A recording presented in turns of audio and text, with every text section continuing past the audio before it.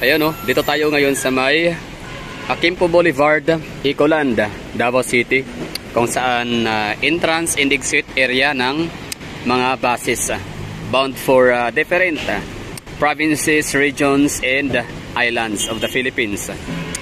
So Davao City is isa sa pinakamalaking syudad sa buong Pilipinas in terms of land area. Tapos ito ay isa sa may pinakamalaking public transport terminal na pwede rin may mag-upos dyan. For example, sino bang pwede mag-upos na mas malaki ang terminal nila sa Davao City? So pwede ang Tagum City, pwede ang Cagayan de Oro City, pwede ang ano pa ba? Bacolod City, no, sa may northbound na buses. Pero di ko napuntahan yun, no? Ang napuntahan ko lang na bus terminal sa Bacolod City is yung southbound na series nila na terminal. Pero okay, balik tayo sa Davao. So dito sa Davao, nakikita ho natin dito na nakausap ko, no, minsan yung pinaka-head ho dito, yung president, pinaka-head ng ng department, no, sa Davao City Overland Transport Terminal, na Davao City is the largest bus terminal sa buong Mindanao. Mindanao lang muna. So parang doon ako sigurado, no. I don't know kung buong Pilipinas, kasi pag buong Pilipinas parang hindi yata siya mas malaki kumpara sa PTEX, kasi PTEX na sa akin yung parang pinakapangunahing terminal sa buong Pilipinas. So siya yung parang pinaka focal point ng buong destination sa buong bansa. So dito sa Davao, ganoon din naman, so meron tayo, although hindi pala lahat ng lugar sa Pilipinas ay bound destination ng Davao Bus Terminal, kasi meron ditong yung pa Zamboanga City, wala tayong papuntang Zamboanga City and Pagadian City. So if ever na you're from Zamboanga and Pagadian, you have to take tour rides, no. Kailangan mo mag Cotabato City or mag Iligan City or Cagayan de Oro City or mag General Santos City bago makapunta sa probinsya na yon o rehiyon na yon. Anyway, so balikan natin yung Davao City. So bus terminal, bakit ko to nagawa ang content na to? Kasi napapansin ko kasi talaga siya na nagkukusta siya ng traffic. Like alam nyo ba kanina, time check ho tayo, ha. Ayan. Time check, it's alas 3:08 ng hapon. Biyernes ho ngayon, so it's a working day. So matraffic siya kanina. Hanggang ngayon, actually ngayon hindi na masyadong matraffic, na medyo maluwag na siya. Ayan, medyo medyo hindi na heavy, no, yung flow. Kanina sobrang napaka talaga, no, napakabagal. Bumper to bumper yung masasakyan kanina. So ang nakita kong rason bakit kaya sabi ko, gano'n na ba talaga ka lupit ang Davao City, gano'n na ba talaga ka pangit in terms of traffic, no? Gano'n na ba talaga kalala ang traffic situation natin dito sa Davao, sa syudad? So na kahit pa alas 12 ng hapon ay nagsisiksikan na yung mga sasakyan sa daan, congested na yung natin main highway. So yan pala, dahil nga pala dito itong intersection, no, ng bus terminal nitong Davao City. So balikan natin yung sinabi ni ma'am na presidente ng ng bus terminal sa Davao, na aabot ito, no, ng 1,000 mahigit na mga bus units ang pumapasok, lumalabas dito sa bus terminal sa isang araw, lalo na kung may event, for example mga Holy Week, mga Pasko, at kung ano pang mga special occasions. So kung hindi naman, kung normal days, regular days naman, nasa mga hindi siya bababa sa 700 units.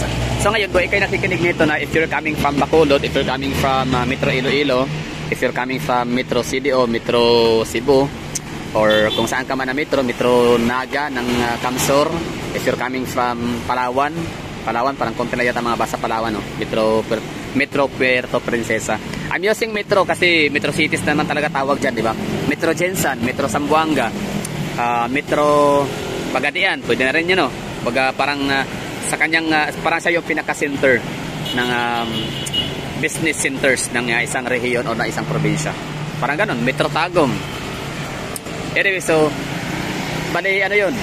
So if you're coming from that mentioned, no, na metro cities dito sa Pilipinas, let me know kung meron kayong idea or meron kayong kaunting kaalaman, or kung may alam kayo kung ilan nga ba ang mga buses ang lumalabas pasok sa inyong public transport bus terminal sa buong araw, sa isang araw. So dito sa Davao, ulitin ko, kapag regular days or normal days, hindi bababa sa 700 buses palabas at papasok sa terminal sa isang araw. Tapos kapag holiday naman, mga special occasions like Holy Week, All Souls Day, All Saints Day, no? Kalag-kalag ba? O di kaya yung Pasko. So meron tayong hindi bababa sa 1,000 at pataas pa doon ang labas-pasok ng mga bus units. So let me know, no? So ilan ba ang napag-alaman ho ninyo na labas-masok? Kasi kung sabihin natin na mas mahigit pa sa 1,000 din, so ibig sabihin na hindi accurate yung information na sinasabi ko ngayon or yung statistics, no, na merong tayong pinakamalaking bus terminals dito sa buong Mindanao, ang Davao City. So yun bali na kumbaga sabi ko parang gusto ko na pag-usapan, no, anything or anything goes, no, under the sun, under the heat of the sun. Tapos tayo nagkakape dito. Nagkakape tayo dito, sobrang init, pero 32 degrees pa lang ngayon, no. Tayo update, weather update sa Davao, 32 degrees Celsius. So yun, bali nakita ko dito yung yung rason bakit nagta-traffic, nagbobohol-bohol, bakit congested itong certain place na to or itong particular area na to dito sa Quimpo Boulevard. Dahil nga sa intersection ho siya ng entrance and exit area siya ng bus na yan nga bound for different provinces, regions and islands of the Philippines, no? So from Mindanao to Visayas to Luzon to Manila. Kaya okay, ano bang pinaka main point nito? Medyo lutang pa ako, no? Sorry, kakagising ko lang kasi talaga. Tapos nagpapa-active lang ako ng utak gawa nung lutang kakagising, medyo lutang, no, nagmumuni-muni, tapos humihigop ng kape para kahit paano aaktibo yung utak, kahit paano gagana yung brain cells. So na nga, bakit ko na bring up itong topic na to? Kasi ito sa mga taga Davao City. Ano sa tingin nyo, panahon na ba talaga na gawa na natin ng bus terminal south, east, west, and north? Ano ba yun? Pag sinabing northbound na bus terminal, so saan ba ilalagay? Sa Buhangin? Pwede, no? Or sa Panakan? Kapag sinabi ng mga southbound is maglagay tayo ng bus terminal papunta sa may Toril district, no? Toril proper. Yun yung papuntang mga Soksajen, mga Coronadal, di ba? Mga Cotabato area, regions. Tapos kapag sinabi ng mga westbound or central Mindanao, central, northern, central Mindanao, so ilalagay naman yung kailang terminal sa may Mintal or Kalinan. Kahit Mintal lang, okay na yung Mintal.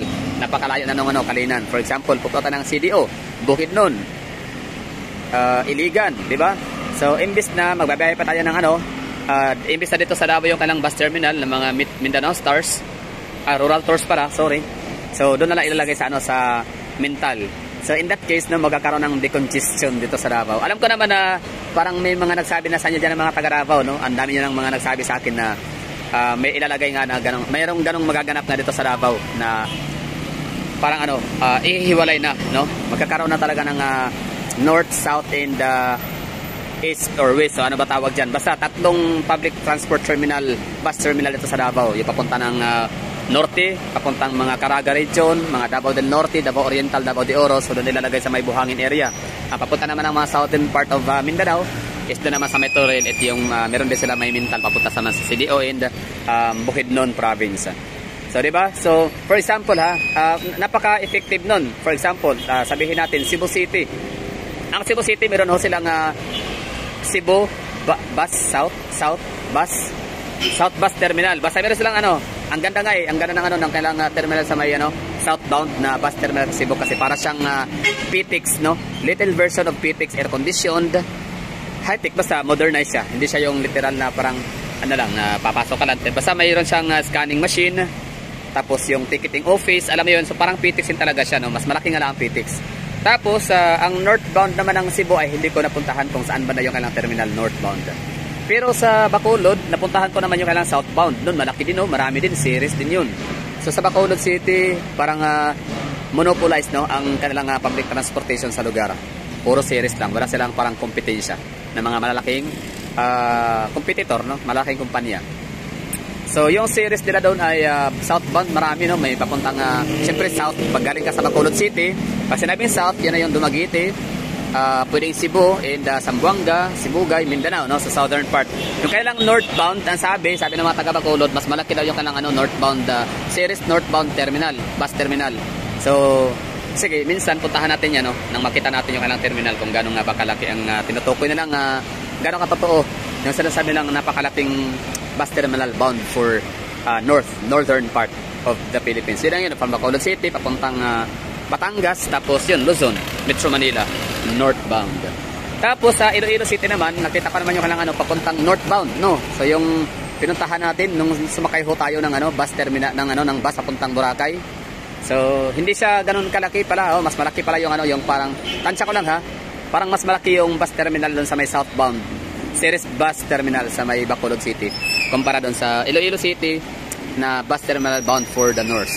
Pero pansin ko naman kasi parang mas maraming sumasakay pasahero na Manila to Bacolod via bus and Bacolod to papuntang Mindanao. Parang oro sabihin na natin na parang daanan talaga mismo. Oo, parang kung ang Cebu City is gateway talaga siya to the south from Luzon to south sa eroplano, sa airport. Ang naman ang Bacolod naman ay sa bus, no? Parang sila talaga yung pinakadaanan na lugar ng mga papuntang south and north. Kaya dihabak na mas marami ang mga buses routes, no, and trips sa lugar Bacolod City. Yan lang, no. So Davao City, ano sa tingin niyo? Okay ba talaga, no? Okay lang kaya mangyayari? Meron ba kayong naririnig ng mga usap-usapan, kwento-kwentuhan? Meron ba kayong naririnig ng mga hearsay kung kailan magsisimula? At kung saan nakalagay yung groundbreaking ng public bus terminal natin sa Davao? Sa may south, east, and north, and west, or ano pa man tawag dyan. So let me know in the comment box, no? I'm glad to hear, I'm glad to read. So shout out sa lahat dyan, ingat kayong lahat, halong kamuda, amping mga bay, mga amigo, mga amiga, mga higala, no? Ingat kayo dyan mga kababayan, halong kamuda, mga taga Ilonggos, no? Mga Cebuanos, syukran, di ba, syukran, no? Eid Mubarak sa mga kapatid natin mga Muslim din pala, no? Belated. So yun lang, thank you for watching and bye bye.